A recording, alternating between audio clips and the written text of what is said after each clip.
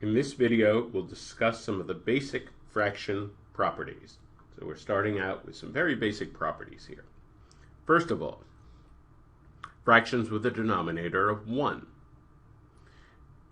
If we take any integer and put it above 1, then we get something very simple. It just equals that integer. So 7 over 1 equals 7, or 135 over 1 equals 135. In general, the pattern is n over 1 equals n. Now, it's very important to appreciate that, first of all, we can use this to write an integer as a fraction. So if we had 4, we could write 4 as a fraction. We could write it as 4 over 1. We could write any integer n as the fraction n over 1. Well, why is this important? This is not tested directly. The test is not going to ask you, what does 135 over 1 equal? That's not going to be a question. But this is an important step in problem solving. For example, later on, when we talk about adding fractions, we talk about how to add a fraction to a number, to a whole number. Well, it turns out that it's very useful in that scenario to rewrite the whole number as a fraction. And this is how we'll write any integer as a fraction, just by putting it over 1. So 4 we can write as a fraction, writing it as 4 over 1. That's an important problem-solving step that we'll need later. Second property, fractions involving 0. This is a tricky issue. People sometimes get confused here. So let's be clear. First of all, we cannot divide by 0 ever. It breaks the mathematical law to divide by 0. So in other words, to have a fraction with 0 in the denominator, that actually breaks the mathematical law. That creates something that goes outside the realm where we're able to assign mathematical meaning. So it is, in the most profound sense, something mathematically meaningless. So the test is not going to make you deal with things that are mathematically meaningless. So don't worry. You're not going to be asked to evaluate a fraction with 0 in the denominator. You just have to remember that is an illegal thing. That is something you have to keep an eye out for. If that's a possibility, things no longer make sense. Now, having said all that, it's perfectly allowable to divide 0 by a number. We can have 0 in a numerator. That's perfectly fine. 0 divided by 5 is 0. 0 divided by negative 3 equals 0. Those are 100% valid equations. We can write the equal sign. That is well within the realm of mathematics there. 0 divided by any non-zero number equals 0. Very important. 0 can never be in the denominator, but is perfectly fine in the numerator. Fractions of the form n over n. So what's going on here? As long as n is not equal to 0, then n over n equals 1. So here n could be an integer, but it could be any other kind of number. It could be positive, it could be negative, it could be a decimal, it could be an ugly radical. It could be any kind of thing. As long as we put anything over itself, as long as it doesn't equal 0, then anything over itself equals 1. The big idea here is we can always multiply any expression by n over n, because multiplying by 1 never changes the value of anything. And this will be hugely important when we get to the point where we have to find common denominators. So this is a really important fundamental idea, and we'll return to this later. Finally, the issue of reciprocals. This is actually a word you need to know. The test could use the word reciprocal in a problem, so you need to recognize this word. The reciprocal of a fraction, a over b, is the flipped over fraction b over a. Again, we're assuming that both a and b are unequal to 0.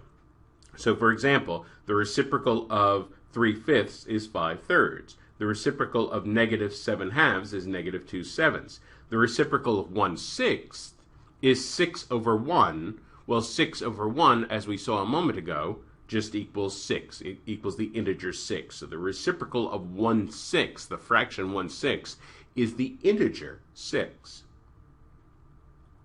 So there are a few important properties of reciprocals that it's important to know. First of all, the product of any fraction with its reciprocal equals 1. So they cancel out. So 4 17ths times 17 over 4 equals 1. That's a really important idea, and we're going to use this to solve a problem in a few minutes. Second, the reciprocal of any positive integer is simply 1 divided by that integer. So the reciprocal of 6 is 1/6. The reciprocal of 117 is 1 over 117. In general, the pattern is the reciprocal of n is 1 over n. Now, certainly this works when n is an integer, but it turns out n doesn't even have to be an integer. We can extend the pattern, and we can use that same pattern when n is not an integer. So 1 divided by any number, for example, 1 divided by a fraction equals the reciprocal of that fraction. So if I take 1 divided by 3/7, that's going to equal the reciprocal of 3/7, which is 7/3. So that's a really deep idea there. This already suggests the rule for fraction division, which we'll discuss in an upcoming video. So if you really understand this connection well, you will understand fraction division well. Finally, if a number is bigger than 1, then its reciprocal is smaller, between 0 and 1. If a number is between 0 and 1, then its reciprocal is larger than 1. It's very important to have this fundamental number sense, that how big a number is, how big its reciprocal is going to be. Very important to have a keen sense of how big and small numbers are. So here's a practice problem. I'll recommend pause the video here, and then we'll talk about this problem.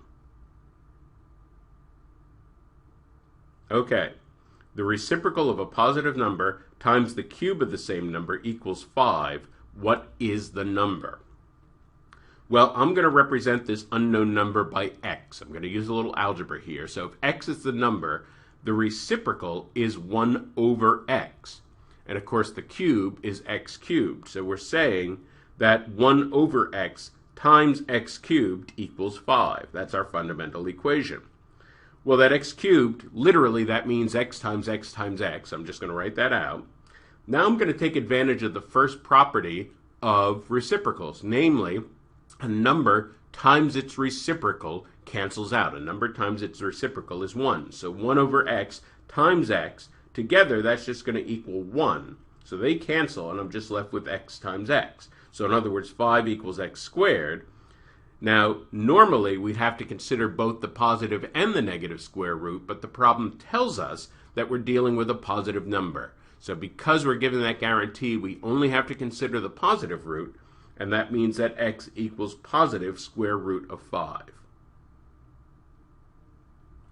In summary, any fraction of the form n over 1 equals n. So in particular, this allows us to write any integer as a fraction, and that turns out to be useful in a variety of circumstances.